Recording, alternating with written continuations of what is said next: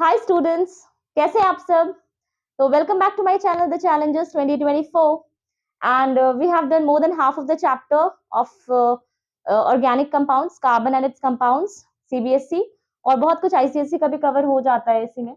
तो today we are going to do some important carbon compounds and description box में मैंने link डाल दिया है जो भी मैंने अभी तक पढ़ाया है उन सारे टॉपिक्स का। Okay, so let's begin some important carbon compounds.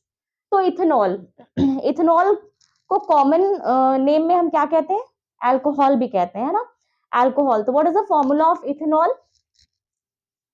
CH3CH2OH। Myth इथ, इथेनॉल।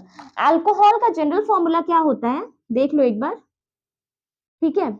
अल्कोहल का होता है जनरल फॉर्मूला CnH2n+1OH। ओके, तो अगर कार्बन नंबर 3 है, प्रोपेनॉल है अगर, तो C3H2n के जगह पे 3, 2 3 6 + 1 7, C3H7OH। तो जस्ट रिमेंबर इट, ठीक है, एक स्क्रीनशॉट ले लो। अल्कोहल का ये जनरल फॉर्मूला है, याद रखना। ओके, तो अभी हमें जो सिलेबस में पढ़ना है वो मेनली अल्कोहल के बारे में पढ़ना है, जिसका आईयूपीएसी नेम क्या है? इथेनॉल, ठीक है। तो सबसे पहले हम देखेंगे इथेनॉल की फिजिकल प्रॉपर्टीज क्या होती है। तो फिजिकल प्रॉपर्टीज आपको बस लर्न करना है, बहुत ज्यादा उसमें there is nothing, no depth in that, ठीक है। वो आप लर्न कर सकते हैं। क्या क्या होती है इथेनॉल की फिजिकल प्रॉपर्टीज, बताइए, सोचिए। अल्कोहल की क्या क्या प्रॉपर्टीज हो सकती है? तो एक बार देख लेते हैं ये सारे फिजिकल प्रॉपर्टीज अल्कोहल की या इथेनॉल की।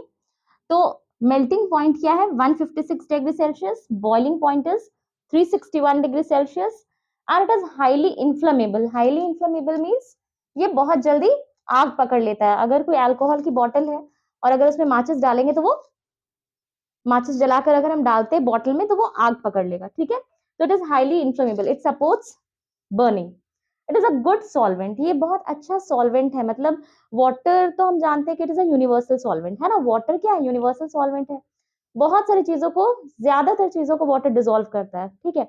बट वाटर के बाद अगर कोई, बहुत सारी चीजें ऐसी हैं, कुछ चीजें जो वाटर में डिसॉल्व नहीं करती हैं, तो फिर हम अल्कोहल में डिसॉल्व करते हैं, ठीक है। सॉल्वेंट क्या होता है? जिसमें हम किसी चीज को घोलते हैं, है ना। सॉल्वेंट, सॉल्यूट और सोल्यूशन, ये पढ़ा है ना आप लोगों ने, ठीक है। तो सॉल्वेंट क्या है कि इसमें घुल जाता है। ये अल्कोहल एक अच्छे सॉल्वेंट की तरह काम करता है। बहुत सारी चीजों को ये घोल लेता है, अपने में डिसॉल्व कर लेता है। ओके, तो इसकी वजह से ये मेडिसिन वगैरह में यूज होता है। मेडिसिन बनाने में बहुत ज्यादा काम होता आता है ये। और टॉनिक्स, सिरप्स, कफ सिरप वगैरह में देखते हैं, कफ सिरप पीने के बाद बहुत ज्यादा हमें नींद आती है ना, because it is used as a solvent in cough syrup, ठीक है। तो इसका एक ये यूटिलाइजेशन है इसका। Next is pure ethanol is poisonous और लीथल, ठीक है। एंड अल्कोहल कंजम्पशन तो आप जानते ही होंगे, it is illegal but still people consume and it's very harmful and bad for health also, very injurious to person health, but still. तो जो अल्कोहल कंज्यूम किया जाता है ना, वो अल्कोहल एक्चुअल में प्योर नहीं होता है, वो डाइल्यूटेड होता है, ठीक है।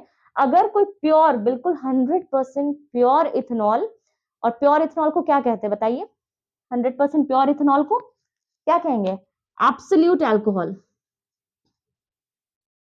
एब्सोल्यूट अल्कोहल भी कहते हैं, ठीक है। प्योर इथेनॉल को एब्सोल्यूट अल्कोहल भी कहते हैं।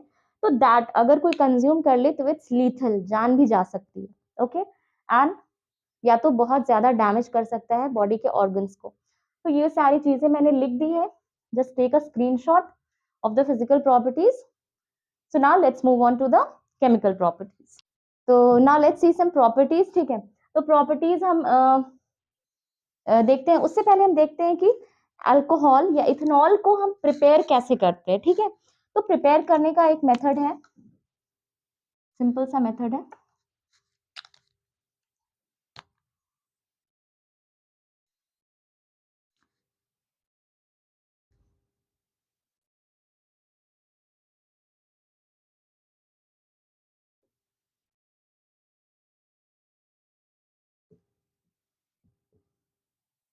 ठीक है, ये क्या है?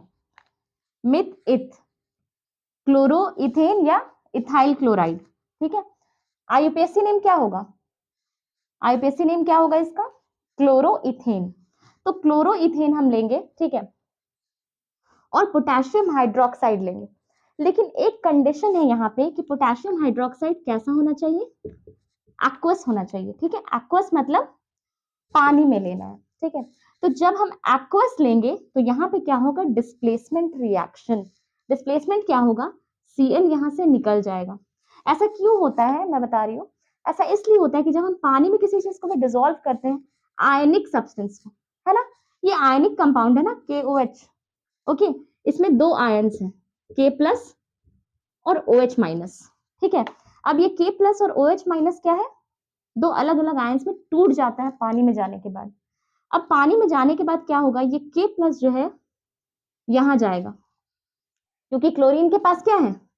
क्लोरीन क्या है? इलेक्ट्रोनेगेटिव एलिमेंट है, स्लाइटली नेगेटिव चार्ज इसके ऊपर रहता है, ये मैंने अपने चैप्टर में पढ़ाया, ठीक है।